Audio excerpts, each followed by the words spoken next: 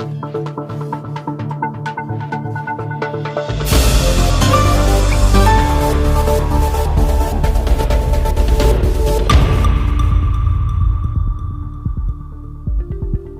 ritrovati dalla redazione. L'autostrada A23 è stata chiusa al traffico in entrambi i sensi di marcia per una frana caduta nella mattinata di ieri nel territorio del comune di Amaro. A causare il distacco di rocce sono state le intense piogge abbattutesi nella zona nelle ultime ore. I lavori sono andati avanti per ore, rendendo possibile la riapertura, la circolazione veicolare solo poco prima delle 17 di ieri sulla Udine Tarvisio nel tratto Pontebbe-Carni in direzione Udine tramite l'attivazione di una corsia in deviazione sulla carreggiata opposta con il traffico in transito su una corsia per senso di marcia. Sul luogo dell'evento franoso hanno operato vigili del fuoco e le pattuglie della polizia stradale. Trieste, da metà aprile il parallelepipedo cementato all'angolo tra via Raffaello e via San Cilino nel cuore di San Giovanni, forse uno dei fabbricati più brutti di questi anni. 20 triestini uscirà da una prospettiva misteriosa per diventare il cantiere del secondo stralcio del primo lotto. Obiettivo: realizzare un impianto sportivo dedicato a pallacanestro e a pallavolo. Sarà questo un intervento di carattere edile impiantistico. Un ulteriore lotto dovrà poi riguardare arredi e dotazioni sportive non compresi in questo giro. Sul destino dell'Ursus non si poteva dire più chiaramente. Le istituzioni sono chiamate a rispondere. Ora tocca a chi governa Trieste e la regione, e le istituzioni devono avere la consapevolezza che l'Ursus non è un ingombrante soprammobile da piazzare ad arbitrio qua o là.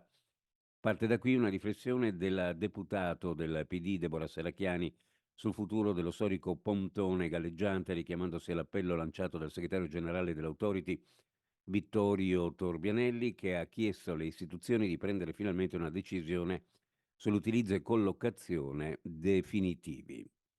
È appena iniziata la stagione estiva IATA per il programma estivo dei voli in partenza da Trieste Airport. Prevede 22 collegamenti diretti, 9 rotte nazionali, 13 internazionali.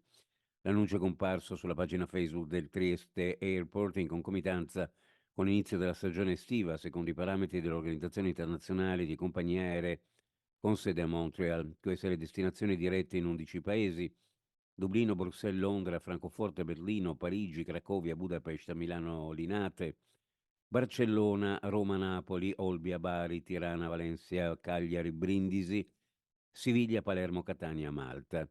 4 le compagnie aeree: ITA Airways, Lufthansa, Ryanair, Wizz Air.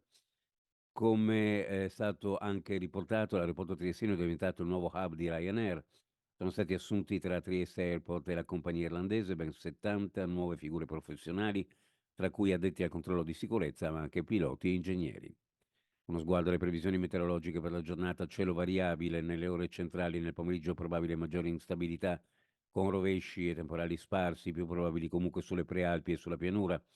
Sulla costa vento debole moderato da sud-ovest, quota neve a 1300-1600 metri circa, temperature minime e in pianura fra 5 e 8, le massime fra 14 e 17 gradi.